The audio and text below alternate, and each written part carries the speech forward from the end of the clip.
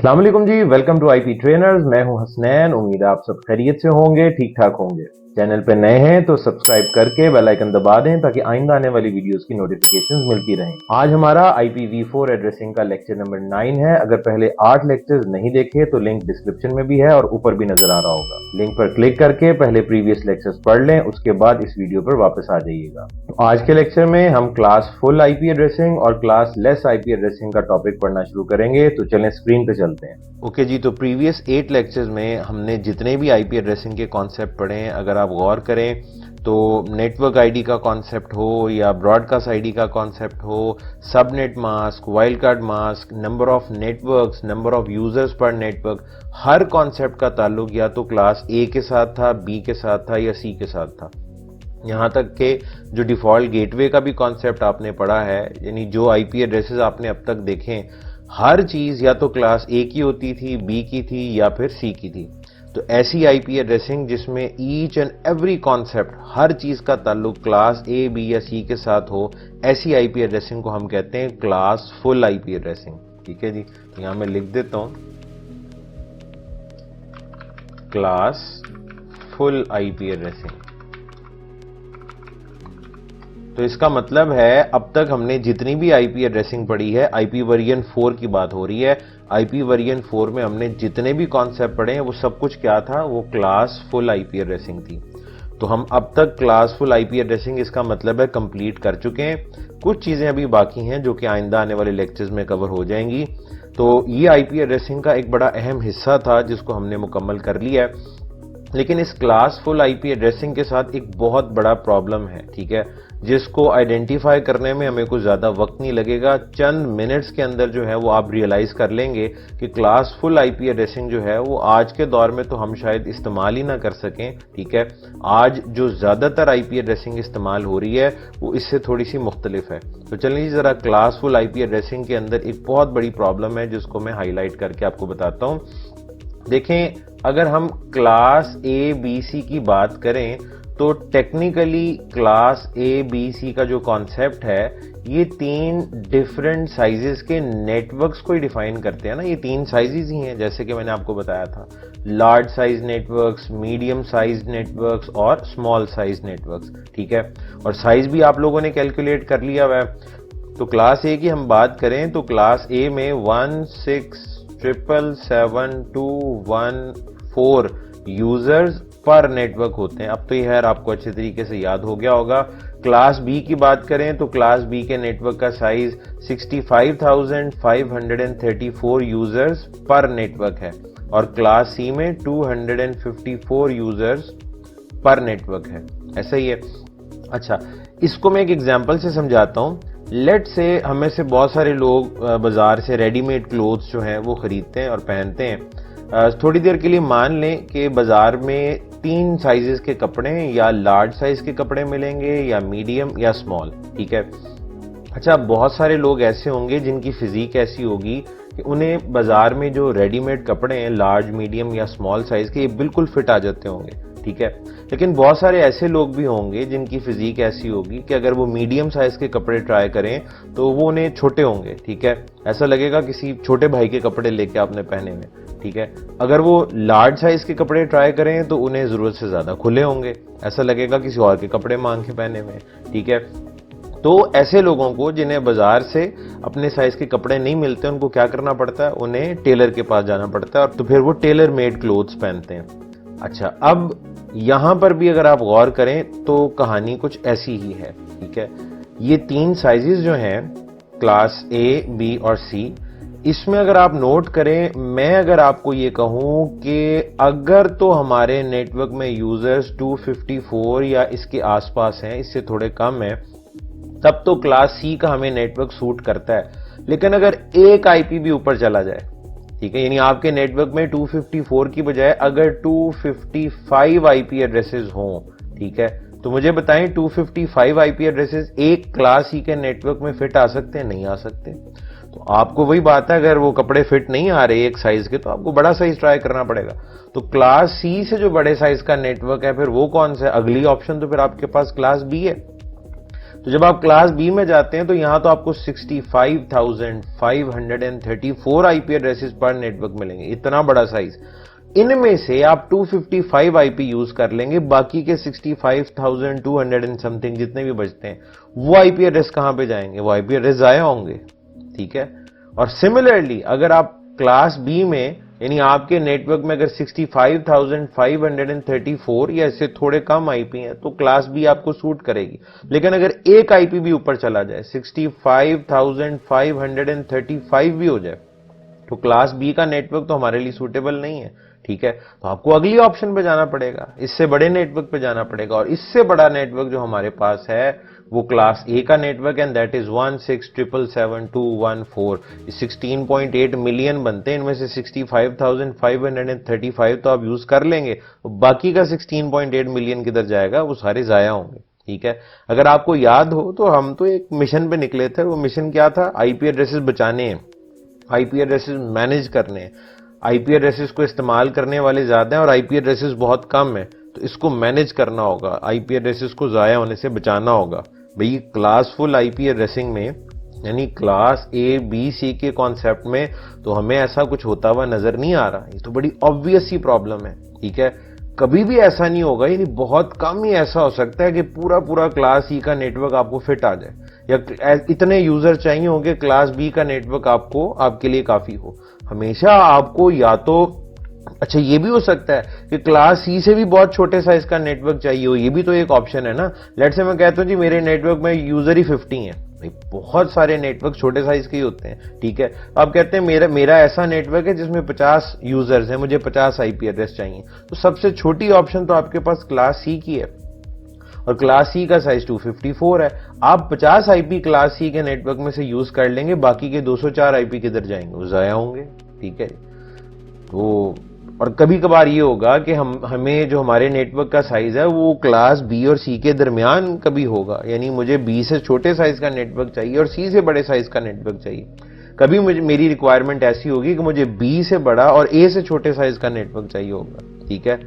تو ان کا پھر اب کیا سولوشن ہے؟ کم از کم یہ جو کلاس فل آئی پی ایڈریسنگ ہے جس میں ہر چیز کلاس اے بی اور سی سے تعلق رکھتی ہے, یہ تو ہماری ریکوائرمنٹ پوری کرتی ہوئی نظر نہیں آ رہی, بلکہ یہ تو ایک ڈیزاسٹر ہو جائے گا. آئی پی ایڈریسز تو بہت زیادہ ضائع ہوں گے. ٹھیک ہے. تو آپ کو کوئی زیادہ فکر کرنے کی ضرورت نہیں ہے. ٹھیک ہے. یعنی آپ نے کوئی ابھی اس کا سولوشن آپ بیٹھ کے ایجاد نہ کرنا شروع کر دیں. اس پرابلم کو بہت پہلے ہی آئیڈینٹیفائی کر لیا گیا تھا اور اس کا سولوشن اب ہمارے پاس ہے. ٹھیک ہے. اور کب آیا تھا, یعنی کب ریئلائز کیا گیا کہ جناب یہ کلاس اے بی اور سی کے درمیان میں بھی کوئی سائز کے نیٹ ورکس ہونے چاہیے. ٹھیک ہے. یہ چیز جی 1993 میں, بلکہ ایک کام کرتے ہیں, میں آپ کو نا ایک سلائیڈ دکھاتا ہوں جس میں کافی ساری ڈیٹیلز, یعنی آپ میں سے اگر کوئی بندہ اپنے نوٹس بنا رہا ہے, کو آپ ڈیٹیل سے اس کو پڑھنا چاہتے ہیں, اس کی آر ایف سیز کب لکھی گئی. اب آر ایف سیز کے بارے میں دیکھیں, میں نے آپ کو شروع میں بتا دیا تھا, ہر لیکچر بڑا امپورٹنٹ ہوتا ہے. ٹھیک ہے. اکثر ہمیں لگ رہا ہوتا ہے یہ تھیوریٹیکل کانسیپٹ جو ہیں یہ شاید ہمارے کام نہ آئیں, لیکن ہر چیز کی اپنی جگہ بہت امپورٹنس ہوتی ہے. تو چلیں میں آپ کو ایک سلائیڈ دکھاتا ہوں, اس کو ویڈیو کو آپ پاز کر کے سکون سے یہ پورا پیج جو ہے وہ آپ پڑھ لیجئے گا. ٹھیک ہے. میں خیر اس میں سے جو مین پوائنٹس ہیں وہ ابھی آپ کے ساتھ ڈسکس کر لیتا ہوں. تو 1993 میں یہ دو آر ایف سیز جو ہیں وہ انٹروڈیوس کرائی گئیں, آر ایف سی 1518 اور آر ایف سی 1519. اچھا, میں نے جب آر ایف سی کے بارے میں آپ کو بتایا تھا نا کہ اکثر آپ کوئی ڈاکیومنٹ پڑھ رہے ہو تو آپ کو ایک دو آر ایف سیز کا ریفرنس دے دیا جاتا ہے. اب آپ ایزیلی گوگل پہ جائیں اور یہ آر ایف سیز کو سرچ کریں, پوری ڈیٹیل اس میں نکل آئے گی کہ آر ایف سی 1518 کیا ڈیفائن کرتی ہے, آر ایف سی 1519 کیا ڈیفائن کرتی ہے. ٹھیک ہے.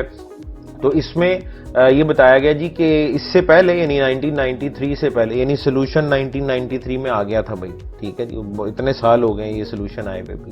ٹھیک ہے. تو prior to this I P addresses were divided into 3 classes, class A be and سی, جیسے کہ ہم جانتے ہیں, اور ان میں فکسڈ نمبرز کے جو ہیں وہ نمبر آف نیٹ ورکس یا نیٹ ورک کا سائز جو ہے وہ فکس تھا, اور وہ آپ کو پتا ہے کیا سائز ہے, میں نے اگلے پیج پہ اس کو لکھا بھی ہوا ہے.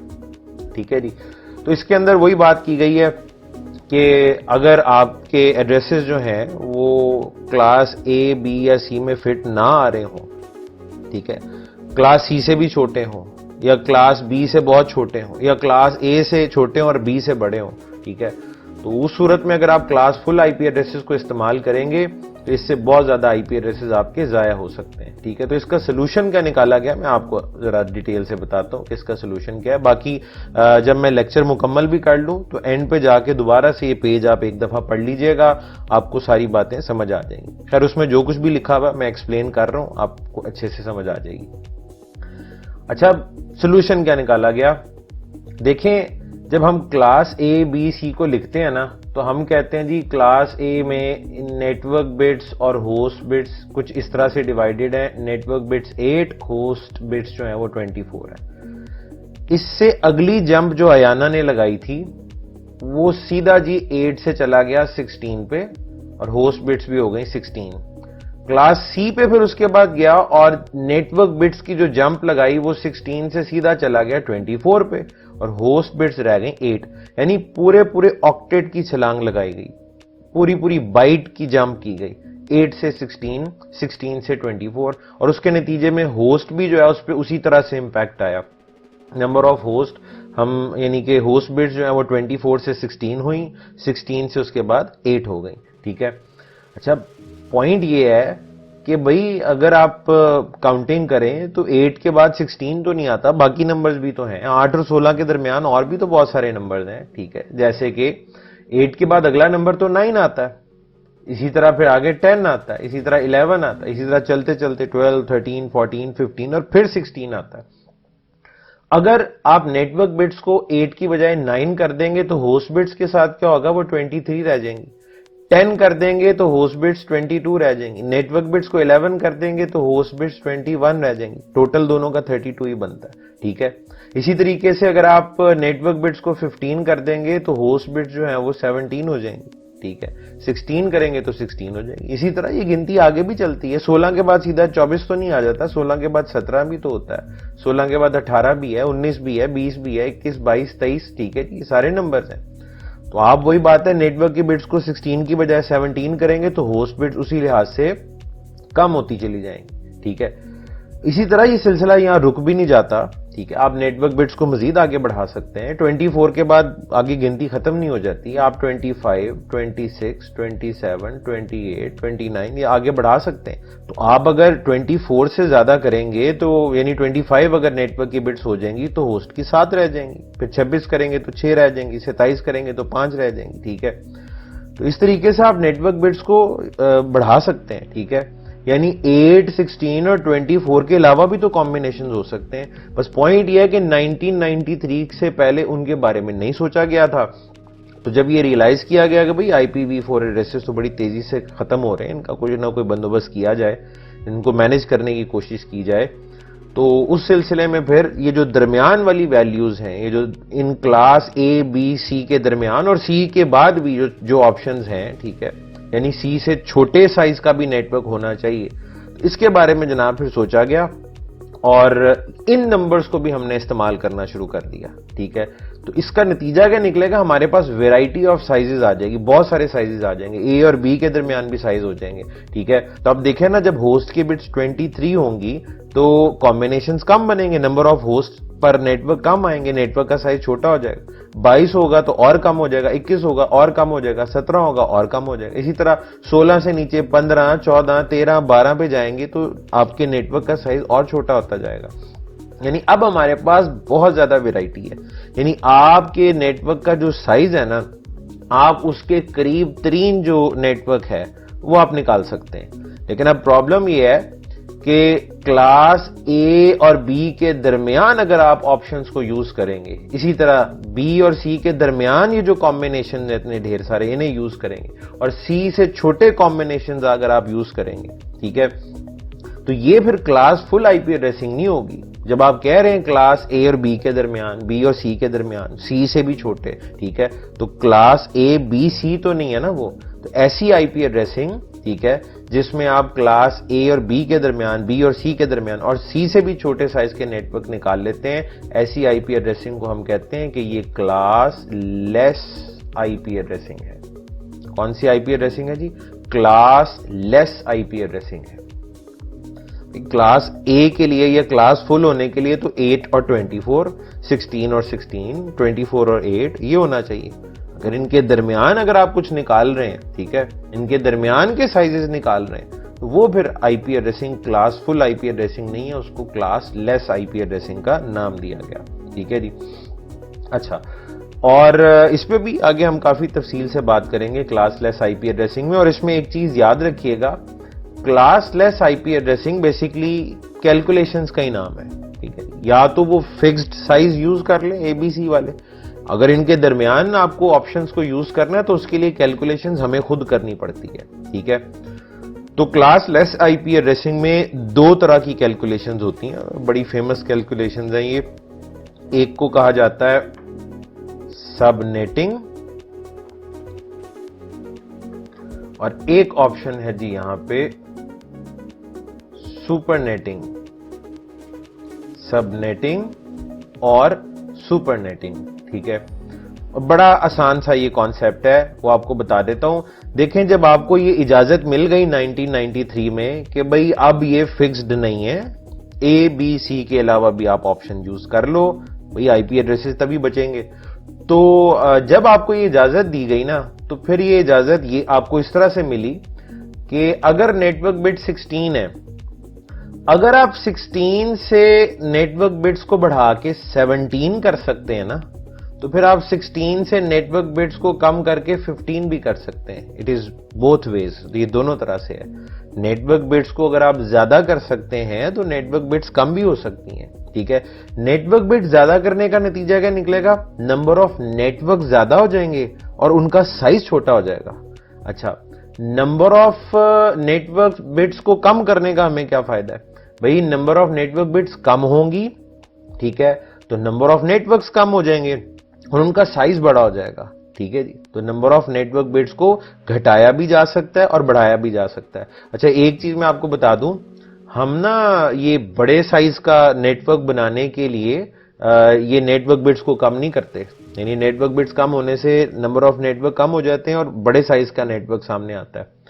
تو یہ کیلکولیشن جو ہے یہ کوئی آئی پی ایڈریس بچانے کے لیے نہیں کی جاتی. اس کا مقصد خیر آگے جب آپ راؤٹنگ کا کانسیپٹ پڑھیں گے، ٹھیک ہے، تو وہاں پہ جا کے آپ کو ڈیٹیل سے سمجھ آئے گا. لیکن بہرحال آپ کو میں یہ پوائنٹ کلیئر کر دیتا ہوں کہ بھئی اگر تو آپ نیٹ ورک بٹس کو بڑھا رہے ہیں، جس کی وجہ سے ظاہر ہے ہوسٹ بٹس خود بخود کم ہو جائیں گی، نیٹ ورک کا سائز چھوٹا ہو جائے گا، تو ایسی کیلکولیشن کو ہم سب نیٹنگ کہتے ہیں. اور دوسری طرف سپر نیٹنگ ہے، جس میں آپ کیا کہتے ہیں جی؟ آپ کہتے ہیں number of net work bits کم کر دو، نیٹ ورک چھوٹے کر دو، نیٹ ورک تھوڑے کر دو، سوری، ٹھیک ہے، نمبر آف نیٹ ورکس کم ہو جائیں گے تو ان کا سائز بڑا ہو جائے گا. ٹھیک ہے جی، ہوسٹ بٹس بڑھ جائیں گی، ہوسٹ بٹس بڑھنے سے کیا ہوتا ہے؟ نیٹ ورک کا سائز بڑا ہو جائے گا. ٹھیک ہے، اگین نیٹ ورک کا سائز بڑا کرنے کا یا سپر نیٹ بنانے کا یا سپر نیٹنگ کرنے کا کہ ہمیں ضرورت کیوں پیش آتی ہے؟ ٹھیک ہے، جب آپ لوگ آگے راؤٹنگ پڑھیں گے تو وہاں پہ جا کے آپ یہ سمجھ جائیں گے. راؤٹنگ کے اندر ہوتا ہے کیا جی؟ راؤٹنگ ٹیبل بنتے ہیں. تو اس کا کانسیپٹ یہ ہے کہ راؤٹنگ ٹیبل میں نا بہت ساری انٹریز ہوتی ہیں، ظاہر ہے اس سے ریسورسز استعمال ہوتے ہیں. ٹھیک ہے، میموری بھی یوز ہوتی ہے، ڈھیر ساری انٹریز ہوں گی تو پروسیس کرنے کے لیے پروسیسر بھی یوز ہوگا. راؤٹنگ کے کانسیپٹ میں آپ کو راؤٹنگ اپ ڈیٹ سے ایک دوسرے کی طرف ایڈورٹائز کرنی پڑتی ہیں، تو ظاہر ہے بینڈ وڈتھ بھی زیادہ استعمال ہوگی. ٹھیک ہے، اور آپ کیا اگر زیادہ کی بجائے نمبر آف نیٹ ورکس کو یا انٹریز کو کم کر دیں گے تو آپ کے اپنے ریسورسز بھی کم استعمال ہوں گے. جب آپ دوسروں کی طرف ایڈورٹائز کریں گے راؤٹنگ اپ ڈیٹس کو تو دوسروں کے بھی ریسورسز کم استعمال ہوں گے. تو آپ اگر اپنے ریسورسز کو مینیج کرنا چاہیں تو اس کے لیے سپر نیٹنگ کا کانسیپٹ استعمال ہوتا ہے. اس کا آئی پی ایڈریس مینجمنٹ سے کوئی لینا دینا نہیں ہے. آئی پی ایڈریس مینجمنٹ کے لیے جو ہم کانسیپٹ یوز کرتے ہیں دیٹ از سب نیٹنگ. لہٰذا سب نیٹنگ کا کانسیپٹ جو ہے وہ ہم ابھی پڑھیں گے. سپر نیٹنگ لیٹر آن جب راؤٹنگ وغیرہ آپ کے سامنے آئے گی. ویسے سپر نیٹنگ کی کیلکولیشن کو اتنی خاص مشکل نہیں ہے. جب ہم سب نیٹنگ اچھے سے سیکھ جائیں گے میں اس وقت ڈیسائیڈ کروں گا کہ سپر نیٹنگ آپ کو ابھی پڑھا دی جائے یا آگے جب میں راؤٹنگ آپ لوگوں کو پڑھا دوں گا اس کے بعد اس کو ڈسکس کیا جائے. تو یہ میں ابھی ڈیسائیڈ کر لوں گا. فی الحال ابھی ہم لوگ جو ہیں وہ آئندہ آنے والے لیکچرز کے اندر سب نیٹنگ کے اوپر فوکس کریں گے. ٹھیک ہے. میرا خیال ہے میں نے کچھ زیادہ مشکل باتیں نہیں کی, بڑا سمپل سا کانسیپٹ ہے بھائی. آپ کے پاس صرف 3 کلاسز ہوا کرتی تھیں, کلاس اے, بی اور سی, اور وہ 3 فکسڈ سائزز تھے. ایسا ہی ہے, سائز رٹ گئے میں اب آپ کو, پچھلے لیکچرز کے اندر بڑی ڈیٹیل کے ساتھ آپ کے ساتھ بات ہوئی بھی ہے. تو وہ 3 سائزز کو ڈیفائن کرتے ہیں, کلاس اے, بی اور سی.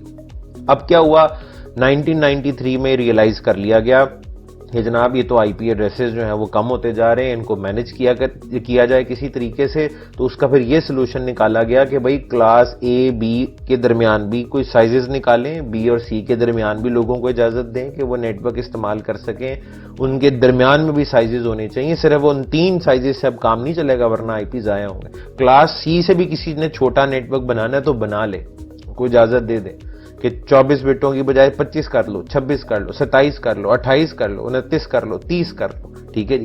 تو نیٹ ورک کی بٹس کو آپ بڑھائیں تاکہ ہوسٹ کی بٹس کم ہو. ہوسٹ کی بٹس کم ہونے سے کیا ہوتا ہے, نیٹ ورک کا سائز چھوٹا ہو جاتا ہے. آپ کسٹمائز کر لیتے ہیں, آپ کسٹم میڈ ایک نیٹ ورک اپنا بنا لیتے ہیں, چھوٹے سائز کا نیٹ ورک بنا لیتے ہیں. ایک بڑے نیٹ ورک سے چھوٹے نیٹ ورک پہ چلے جاتے ہیں, اس کو ڈیوائڈ کر کے چھوٹے چھوٹے سب نیٹ ورکس بنا لیتے ہیں. ٹھیک ہے جی. اور اس کے لیے کرنا کیا پڑتا ہے وہ میں نے آپ کو بتا دیا ہے. اس کے لیے سب نیٹنگ کا کانسیپٹ ہے. نیٹ ورک بٹس بڑھاؤ تاکہ ہوسٹ بٹس کم ہو جائیں. اور اس میں ہوتا ہے یہ, جب آپ ایسا کرتے ہیں تو ایک بڑا نیٹ ورک جو ہے نا وہ چھوٹے چھوٹے سب نیٹ ورکس کے اندر ڈیوائڈ ہو جاتا ہے. ٹھیک ہے جی. اب کیسے ہو جاتا ہے, ٹھیک ہے, اس پہ انشاءاللہ آنے والے لیکچر میں تفصیل سے بات کروں گا کہ یہ جو سب نیٹنگ کی کیلکولیشنز ہیں یہ ہوتی کیسے ہیں. ویسے ابھی کے لیے تھوڑا سا کچھ نمبرز کو ہم ڈسکس کر لیتے ہیں تاکہ تھوڑا سا کانسیپٹ آپ کا بلڈ ہو جائے. ٹھیک ہے.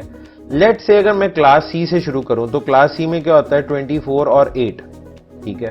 اور 8 کا مطلب ہے 2⁻8 -2. -2 کیوں کرتے ہیں, نیٹ ورک اور براڈ کاسٹ آئی ڈی کو چھوڑنا ہے. تو یہ رہ جاتی ہیں آپ کے پاس 254 آئی پی ایڈریسز یا 254 ہوسٹ ہوتے ہیں. یہ سائز ہے اس نیٹ ورک کا. اگر میں نیٹ ورک بٹس کو 25 کر دوں تو ہوسٹ 7 رہ جائیں گی. 2⁻7 128 -2 126. اس کا آنسر 126 آتا ہے. آپ اور بڑھاتے جائیں, 26 کر دیں, 27 کر دیں, 28 کر دیں, 29 کر دیں, 30 کر لیں. ٹھیک ہے جی. یہاں پہ میں ایک لائن لگا رہا ہوں. ٹھیک ہے, وہ ابھی پتہ لگ جائے گا کیوں لگائی ہے.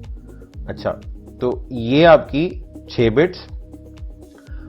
نیٹ ورک کی بٹیں 27 ہو جائیں گی تو یہ 5, یہ 4, یہ 3 اور یہ 2.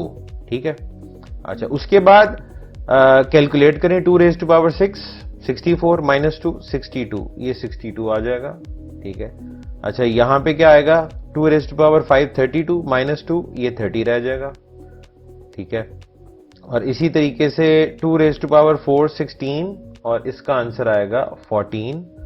2⁻3 8 -2 6. 2⁻2 4 -2 2. ٹھیک ہے. اچھا, اب لیٹ سے اگر میں کہوں جی اس کو 31 کر دیں تو یہ 1 رہ جائے گا نا. 2⁻1 -2 اس کا آنسر کیا آتا ہے 0. اس کا مطلب کیا ہے, اس کا مطلب تو یہ ہے کہ کوئی بھی ہوسٹ نہیں ہوگا. ٹھیک ہے. بھائی نیٹ ورک کی ڈیفینیشن کیا ہوتی ہے, کنیکٹیوٹی آف 2 اور مور دین 2 devices so that they can communicate with each other. Net work بنانے کے لیے کم از کم 2 آئی پی ایڈریسز تو ہونے چاہیے نا. ٹھیک ہے. تو یہاں پہ تو ہمیں کوئی آئی پی نکلتا ہوا نظر ہی نہیں آ رہا. ٹھیک ہے. اس کا مطلب ہے اگر آپ نے سب نیٹنگ کرنی ہے تو نیٹ ورک بٹس بڑھانے کی جو ایک حد ہے وہ /30 ہے. ٹھیک ہے جی.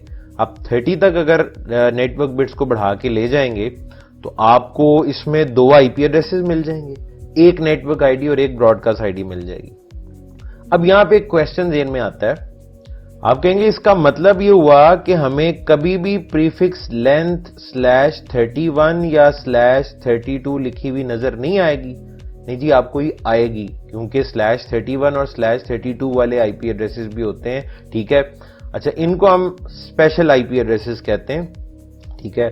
جو کہ اچھا /32 والا جو ہے نا آئی پی, ایک پورا آئی پی اگر لکھا جائے, سنگل آئی پی ایڈریس لکھا جائے تو اس میں بٹس کتنی ہوتی ہیں 32. سم ٹائمز ہمارے پاس کچھ ایسے لاجیکل یا ورچوئل انٹرفیسز ہوتے ہیں, عام طور پہ ان کو لوپ بیک انٹرفیسز سے ہم جانتے ہیں, اور انہیں ٹیسٹنگ وغیرہ کے لیے یا کسی راؤٹنگ پروٹوکول کی راؤٹر آئی ڈی ڈیفائن کرنے کے لیے کنفیگر کیا جاتا ہے. اب یہ چونکہ لاجیکل یا ورچوئل انٹرفیسز ہیں، ان کے ساتھ کوئی دوسرا کنیکٹ نہیں ہو سکتا، ٹھیک ہے؟ تو ان کو اگر ہم نے آئی پی ایڈریس اسائن کرنا ہو سنگل آئی پی اسائن کرنا ہو تو اس کے لیے /32 والا آئی پی استعمال ہوتا ہے۔ سملرلی اگر کوئی point to point net work ہے جس میں آپ کو صرف 2 آئی پی ایڈریسز چاہیے، ٹھیک ہے، اس میں ہمارے پاس ویسے 2 آپشنز ہوتی ہیں، وہ /30 والی آپشن بھی استعمال ہو سکتی ہے اور /31 میں یہ ہوگا کہ صرف 2 آئی پی ایڈریسز ہی ہوں گے، ٹھیک ہے، اور کوئی نیٹ ورک آئی ڈی اور براڈ کاسٹ آئی ڈی آپ کو نہیں ملے گی۔ /30 کے اندر یہ ہوتا ہے کہ آپ کے 4 کمبینیشن بنیں گے، پہلا جو ہے وہ نیٹ ورک آئی ڈی، آخری براڈ کاسٹ آئی ڈی اور درمیان میں 2 آئی پی آپ کو مل جائیں گے۔ تو /31 اور 32 بھی ایگزسٹ کرتے ہیں، بٹ نارملی اگر ہم سب نیٹنگ کی بات کریں جس میں آپ کو ایک net work I D, Broad cost I D بھی ملے اور درمیان میں آئی پی بھی ملے، وہ پھر آپ کو /30 تک ملیں گے، ٹھیک ہے؟ اوکے، تو نیٹ ورک کی بٹس کو اس طریقے سے آپ بڑھا سکتے ہیں، اور اگر آپ نے ایسے بڑھایا تو یہ کلاس فل آئی پی ایڈریسنگ نہیں ہوگی، جو اس کے نتیجے میں آپ کو ملے گا وہ کلاس لیس آئی پی ایڈریسنگ کہلائے گی۔ اچھا، مثال کے طور پہ یہاں پہ آپ اگر دیکھیں 62، ٹھیک ہے، یہ آپ کو اگر نظر نہیں آ رہا، میری تصویر کے پیچھے چھپ رہا ہے تو یہ میں نے ادھر لکھ دیا، یہ 62 بنتا ہے اور یہ 30 بن رہا ہے۔ اچھا، اب اگر میں کہوں جی میں نے جو میرا نیٹ ورک ہے اس میں یوزرز کی تعداد 50 ہے، 50 یوزرز ہیں، ٹھیک ہے، تو ان میں سے مجھے بتائیں کون سی آپشن سوٹیبل رہے گی، مجھے کس سائز کا یا کون سا نیٹ ورک چوز کرنا چاہیے، یعنی جس کی پریفکس لینتھ یا number of net work bits کیا ہوں کہ میرے 50 یوزرز جو ہیں وہ پورے ہو جائیں اس کے اندر۔ اگر آپ دیکھیں ویسے 50 یوزر تو 254 میں بھی آتے ہیں لیکن فالتو ایڈریسز زیادہ ہیں، 126 میں بھی آتے ہیں لیکن فالتو ایڈریسز زیادہ ہیں، آئی پی ضائع ہوں گے۔ اگر میں 62 میں آؤں تو یہاں پہ 50 آئی پی ایڈریسز مجھے چاہیے نا، تو 12 ایکسٹرا ہیں۔ میں 30 میں چلا جاؤں تو میری 50 کی ریکوائرمنٹ ہی پوری نہیں ہوتی۔ اس کا مطلب ہے ان ساروں میں سے جو بیسٹ ہوگا نا میرے لیے وہ یہ ہوگا، یعنی ایسا نیٹ ورک میں چوز کروں گا جس کی پریفکس لینتھ /26 ہے، ٹھیک ہے۔ جب آپ کو تو اچھے طریقے سے پتا ہے کہ جب ایک نیٹ ورک آئی ڈی لکھی جاتی ہے تو اس میں تو 2 چیزیں ہوتی ہیں، پریفکس اور پریفکس کی لینتھ۔ تو پریفکس لینتھ کا تو آپ اس طریقے سے فیصلہ کر سکتے ہیں کہ بھئی اتنے میرے یوزر ہیں تو پریفکس لینتھ کیا ہونی چاہیے، دیٹ از ایزی۔ اگر آپ نے پریویس لیکچر میں یہ ساری کیلکولیشن اچھے سے سمجھی ہے تو یہ تو آپ چوز کر لیں گے کہ پریفکس لینتھ کیا ہو کہ میرے نیٹ ورکس کی یا میرے جو نیٹ ورک کا سائز ہے اس کی ریکوائرمنٹ پوری ہو جائے، لیکن پریفکس کہاں سے لے کر آئیں گے، ٹھیک ہے؟ تو میں نے آپ کو پہلے ہی بتایا تھا، سب نیٹنگ ہو یا سپر نیٹنگ ہو، سب نیٹنگ ہو یا سپر نیٹنگ ہو، یہ کیلکولیشنز کا نام ہے، ٹھیک ہے؟ اب یہ کیلکولیشنز کیسے ہوتی ہیں، انشاءاللہ سب نیٹنگ کی کیلکولیشن سے ہم آغاز کریں گے نیکسٹ لیکچر میں۔ آج کا لیکچر یہیں تک رکھتے ہیں۔ تو آج کے لیے اتنا ہی۔ ویڈیو پسند آئی ہو تو لائک اینڈ شیئر کرنا مت بھولیے گا۔ اپنا ڈھیر سارا خیال رکھیں، آپ سے ملاقات ہوتی ہے نیکسٹ لیکچر میں، تب تک کے لیے اللہ حافظ۔